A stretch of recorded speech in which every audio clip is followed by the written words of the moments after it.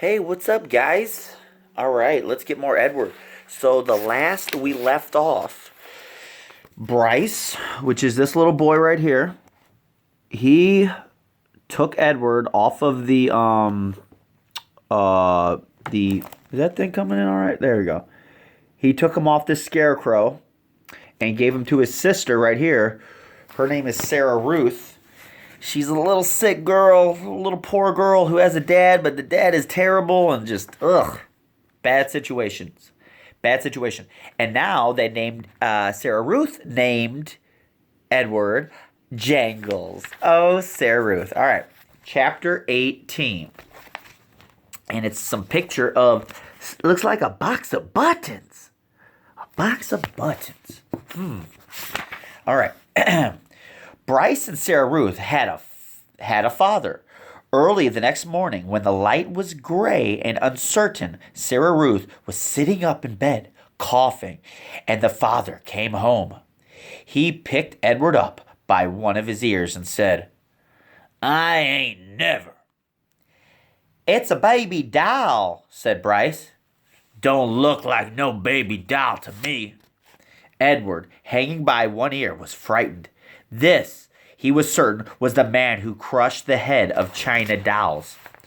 Because remember, Sarah Ruth had a little doll, and the dad came home, came home and smashed it. And then he said he wouldn't get another one because she was sick and wouldn't live long. So this guy's terrible. "Jangles," said Sarah Ruth, between coughs, and held out her arms. "He's hers," said Bryce. "He belongs to her." The father dropped Edward on the bed, and Bryce picked up the rabbit and handed him to Sarah Ruth. "It don't matter anyway," said the father.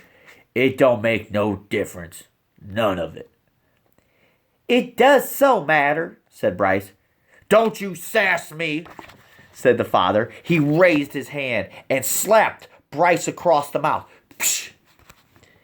And then he turned and left the house. "You ain't got to worry about him," said Bryce to Edward. "He ain't nothing but a bully. And besides, he don't hardly come home." Fortunately, the father did not come back that day. Bryce went out to work, and Sarah Ruth spent the day in bed, holding Edward in her lap and playing with a box filled with buttons. Oh, so that's what the buttons are. "Pretty," she said to Edward as she lined up the buttons on the bed and arranged them into different patterns. Sometimes, when a coughing fit was particularly bad, she squeezed Edward so tight that he was afraid he would crack in two. Also, in between coughing fits, she took to sucking on one of the other of Edward's ears. Normally, Edward would have found this intrusive, clingy behavior sort of annoying, but there was something about Sarah Ruth. He wanted to take care of her. He wanted to protect her. He wanted to do more for her. At the end of the day, Bryce returned with a biscuit for Sarah Ruth and a ball of twine for Edward. Sarah Ruth held the biscuit in both hands and took small, tentative bites. Tentative means like small, little bites. "You eat all that up, honey. Let me hold Jangles," said Bryce. "Him and me got a surprise for you." Bryce took Edward off in the corner of the room, and with his pocket knife, he cut off lengths of twine and tied them to Edward's arms and feet, and then tied the twine to sticks of wood. "See, all day I've been thinking about it," Bryce said.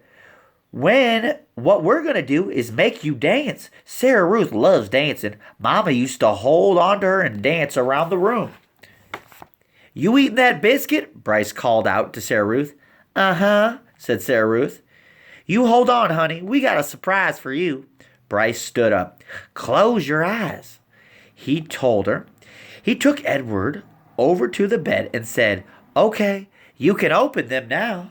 Sarah Ruth opened her eyes. "Dance, Jangles," said Bryce, and then, moving the strings with the sticks with his one hand, Bryce made Edward dance and drop and sway.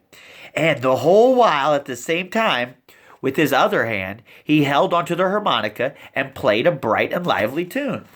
Sarah Ruth laughed. She laughed until she started to cough, and then Bryce laid Edward down and took Sarah Ruth in his lap and rocked her and rubbed her back. You want some fresh air? He asked her. Let's get you out of this nasty old air, huh? Bryce carried his sister outside. He left Edward lying on the bed and the rabbit staring at the smoke-stained ceiling. Thought again of having wings. If he had them, he thought, he would fly high above the world to where the air was clear and sweet. He would take Sarah Ruth with him.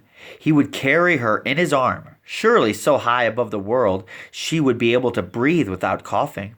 After a minute, Bryce came back inside, still carrying Sarah Ruth. She wants you too, he said.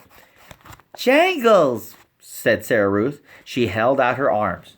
So Bryce held Sarah Ruth, and Sarah Ruth held Edward, and the three of them stood outside. Bryce said, You gotta look for fallen stars. Them are the ones with magic. They were quiet for a long time, all three of them looking up at the sky. Sarah Ruth stopped coughing. Edward thought that maybe she had fallen asleep. There, she said, and she pointed to a star streaking through the night air. Make a wish, honey, Bryce said, his voice high and tight. That's your star. You make a wish for anything you want. And even though it was Sarah Ruth's star, Edward wished on it too. Okay. All right. Talk in the comment section, guys. Let's do it. All right. Talk to you guys later.